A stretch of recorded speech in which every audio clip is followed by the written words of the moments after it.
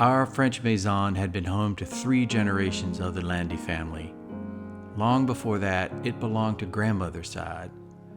Life on a rural farm in southwest France was never easy. Days were spent raising cattle, sheep, and pigs, and tending fields of corn, soybeans, sunflowers, and in earlier years, tobacco. About 6 months after we moved in, a woman knocked on our door. She said she had been nearby and felt compelled to stop. The house, she explained, held a special place in her childhood. She described lively gatherings, long meals in the large dining room, and a warmth that once made the house a center of family life. When I showed her a few old photographs we had found, she pointed herself out among the children in one of them. As the conversation deepened, her tone shifted. She began to tell us a much sadder story. Madame Landy had died suddenly in her bed in the early 1970s. Overcome with grief, Mr. Landy closed the door to their bedroom and never entered it again. For nearly 40 years, the room remained untouched, frozen in time. When we purchased the house, it was the only bedroom that still held its original furniture, an unsettling reminder of a loss that never faded. Mr. Landy carried that grief with him until his own death in 2011. Behind me is the door to the bedroom. Let's go check it out.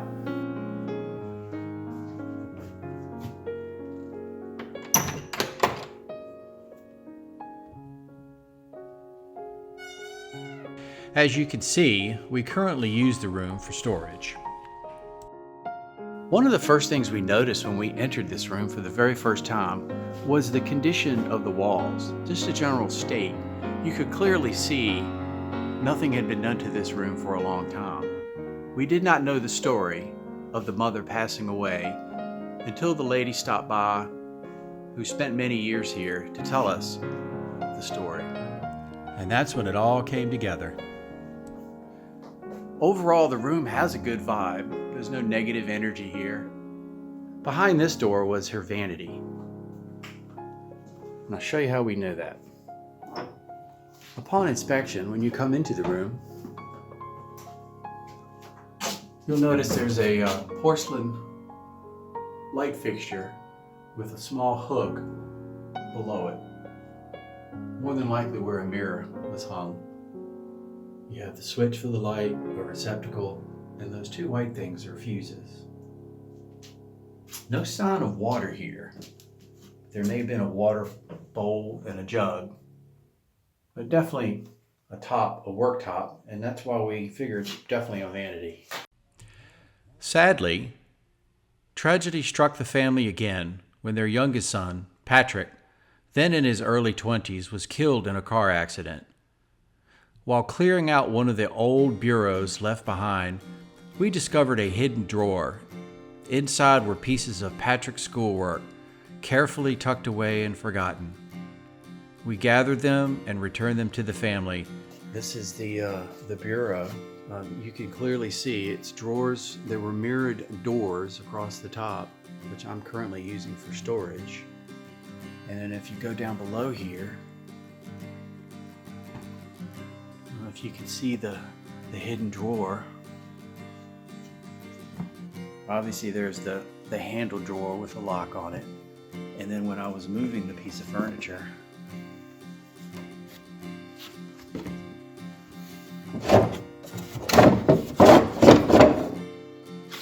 it pulls out what looks like, appears to be a piece of trim on the bottom of the armoire or bureau is a secret door. So they must have forgotten and left his papers in there. But very tragic. So a little bit of tragic history here for this family. We haven't yet uncovered the full history of the house, who first built it, or all the lives that passed through it before the Landy family.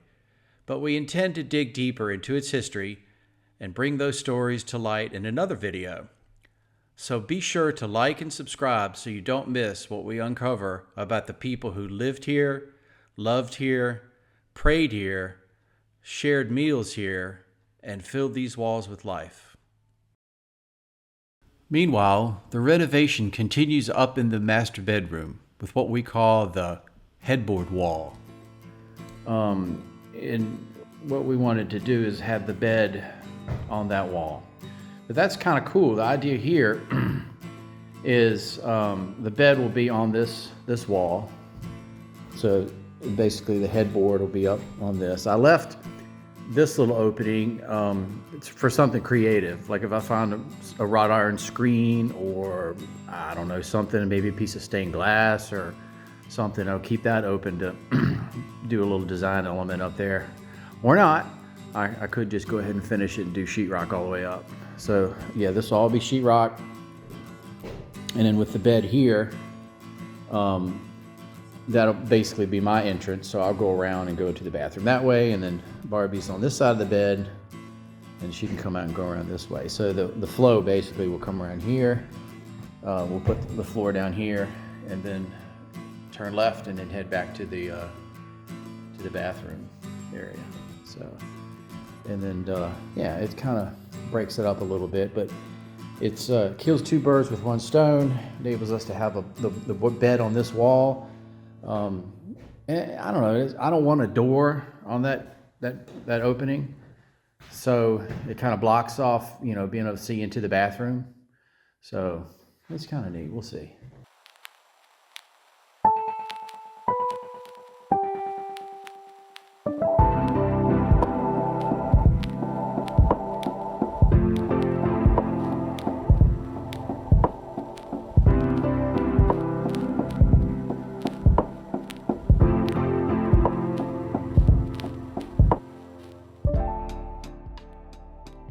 Spent most of the day yesterday popping off lath and plaster.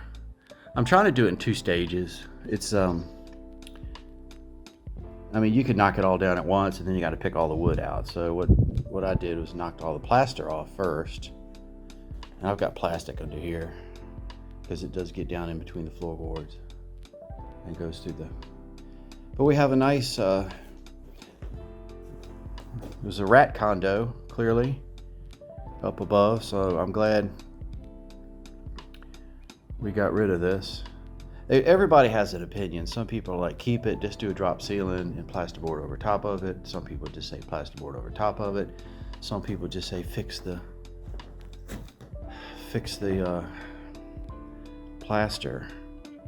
But I just, you know, all this is years of just crap, and I just don't want that. I don't want to sleep under this. I don't care if it is sealed up.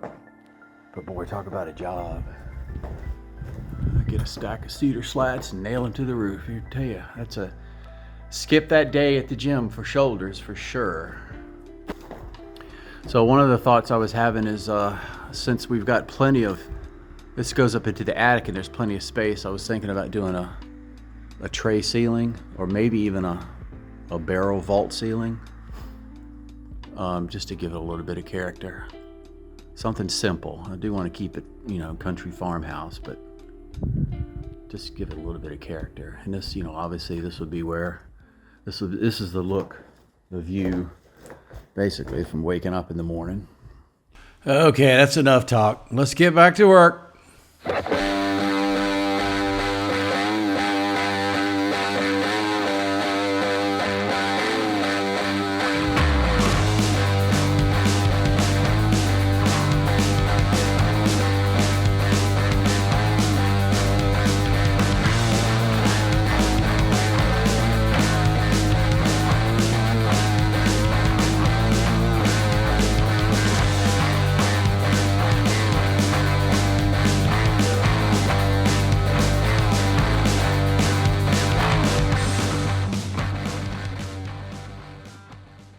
So I do not have a large mason saw, so I have an angle grinder with a pretty large blade on it. The diameter of the blade wouldn't go all the way through, obviously, even if we scored it on both sides. So we scored it, and then we'll just go through and hand chisel everything out.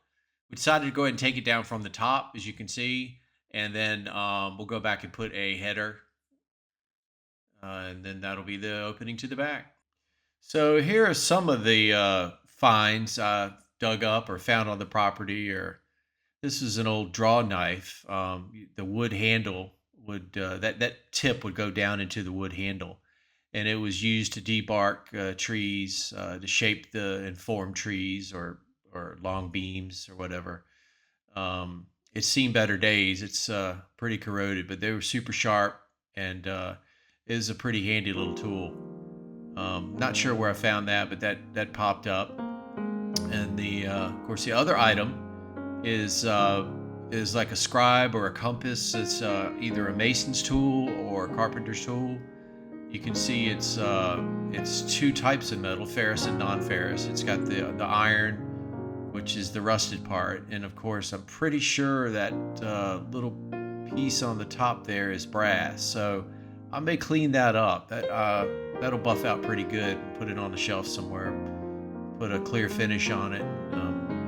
That's kind of a neat piece right there. It's not anything of great value, but it is a reflection of the people who lived here, loved here, prayed here, ate here. Just an interesting history and a glimpse into the families and the folks who made this place special. So, thanks for watching, guys. We appreciate it, and we will see you next time.